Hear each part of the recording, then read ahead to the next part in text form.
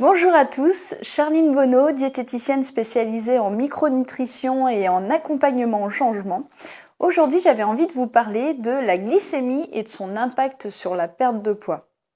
Alors c'est quelque chose qui est assez récurrent dans les rencontres que je peux faire ou même avec mes patients. Finalement, c'est quelque chose que j'observe, c'est que beaucoup de personnes qui vont chercher à perdre du poids, qui remarquent qu'en fait, au fil des années, ils commencent à prendre un petit peu de poids, particulièrement autour de l'abdomen, autour du périmètre ombilical. Donc en fait, en général, ce qu'ils vont mettre en place, c'est un peu d'activité physique. Donc ils vont aller à la gym, et ça va être par exemple 1 heure par semaine, de l'aquagym typiquement, des choses comme ça. Et puis manger de manière équilibrée, c'est-à-dire commencer par le petit déjeuner avec un jus d'orange, tartine de confiture, pain beurre, et puis donc le midi, repas classique, le soir c'est pareil, repas classique avec un dessert peut-être un peu plus sucré à ce moment-là.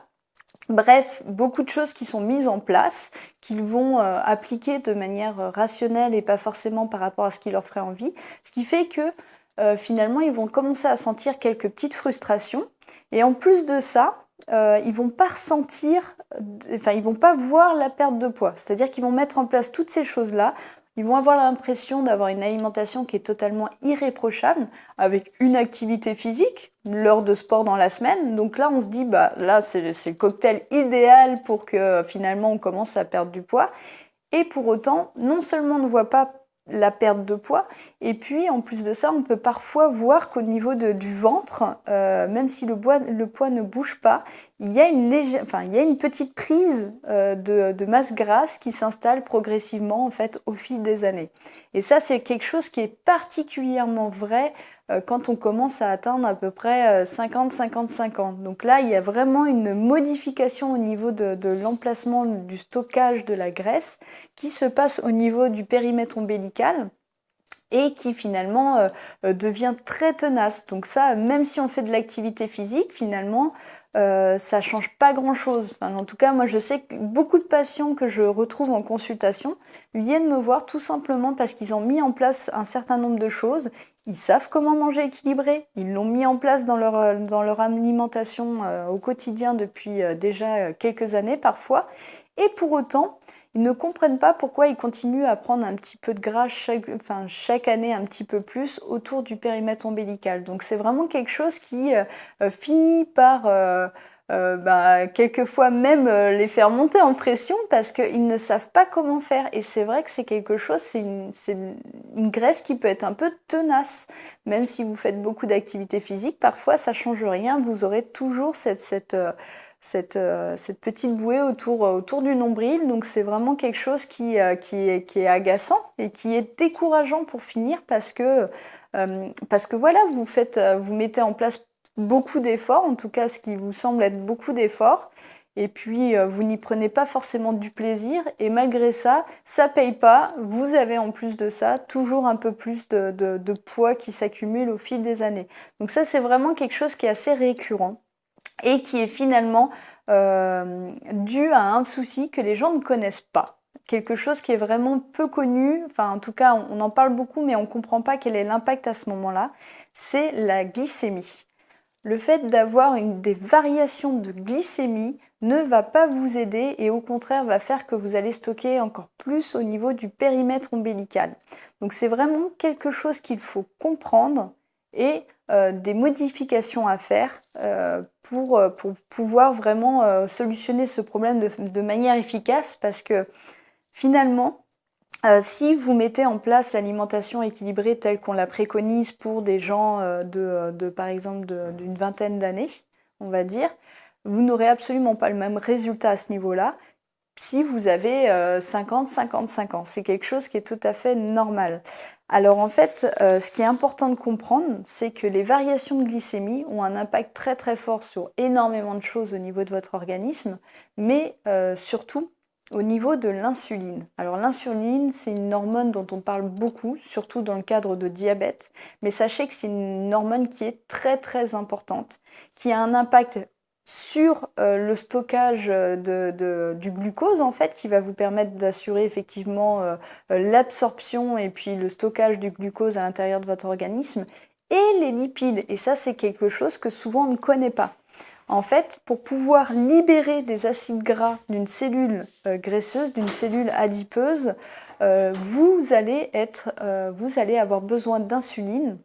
Enfin non, vous n'aurez pas justement besoin d'insuline, mais tout pendant qu'il y aura de l'insuline en circulation dans votre organisme, vous ne pourrez pas utiliser finalement ces graisses. Ça va surtout stocker en fait. Vous allez plutôt stimuler le processus qu'on appelle la lipogénèse, la création pas d'adipocytes, en fait, de réserves de graisse à l'intérieur de votre organisme.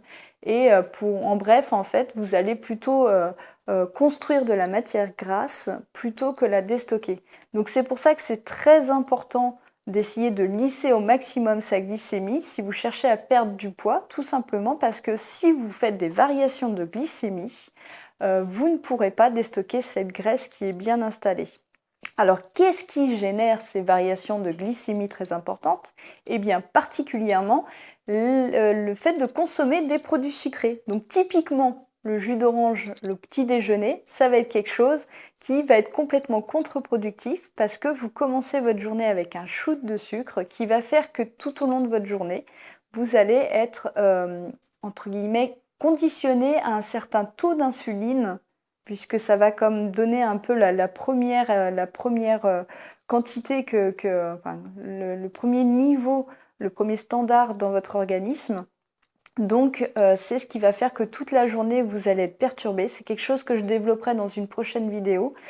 Là aujourd'hui en tout cas, ce que je voulais développer avec vous, c'est que pour pouvoir aider la perte de poids, il est important de maîtriser toutes ces variations de glycémie. Et pour ça demande de bien comprendre la notion en fait de glycémie, d'indice glycémique, de charge glycémique. Ça va vous aider à choisir les bons aliments, enfin des aliments qui vont être adaptés à votre activité physique, à vous, à vos besoins, et donc limiter les variations, les trop fortes variations de glycémie. Et puis à comprendre aussi comment baisser la charge glycémique totale de votre assiette. Alors, une fois que vous aurez fait ça, c'est important de structurer vos repas en conséquence pour pouvoir limiter ces variations de glycémie. Et ça passe par une régularité au niveau des repas, mais aussi un contenu qui est encore une fois adapté à ce que vous faites dans votre journée. Très important. Ensuite, il est important si vous souhaitez consommer des produits sucrés, des choses comme ça, donc tout ce qui va avoir un indice glycémique un peu plus fort, donc là, de l'adapter par rapport à votre niveau d'activité. C'est-à-dire que soit vous prévoyez quelque part de consommer des aliments à charge glycémique importante au moment où vous allez faire de l'activité physique, puisque là c'est important d'apporter de l'énergie si vous avez derrière une utilisation de cette énergie qui est importante, donc ça c'est tout à fait normal et logique, mais parfois il suffit finalement, si vous êtes au restaurant, si vous faites un repas comme ça un peu plaisir qui sort de l'ordinaire, il est possible aussi derrière de mettre en place les mesures qui permettent de limiter ces variations encore une fois de glycémie pour vous permettre de vous aider dans votre objectif de perte de poids. Donc c'est très important de comprendre cette notion de glycémie. Je vais la développer encore dans plusieurs vidéos cette semaine. Et puis aussi au niveau de l'activité physique. Donc voilà. En tout cas, c'était ce que je voulais vous partager aujourd'hui, cette notion d'indice de glycémie et l'importance par rapport à la perte de poids. C'est vraiment quelque chose qu'il faut que vous compreniez si vous ne voulez pas finalement mettre beaucoup d'efforts au quotidien et des efforts qui ne paieront pas, puisque physiologiquement, c'est pas possible. Enfin, d'un point de vue métabolique, ce n'est pas possible de raisonner de cette manière-là. Voilà, c'est tout pour aujourd'hui. Si cette vidéo vous a plu, n'oubliez pas de liker, de la partager à vos amis et puis de vous abonner tout simplement pour avoir les prochaines vidéos qui seront sur cette thématique. En attendant, n'oubliez pas qu'un changement alimentaire, ça passe par un changement global et que tout ça, ça repose sur un pourquoi fort. À demain.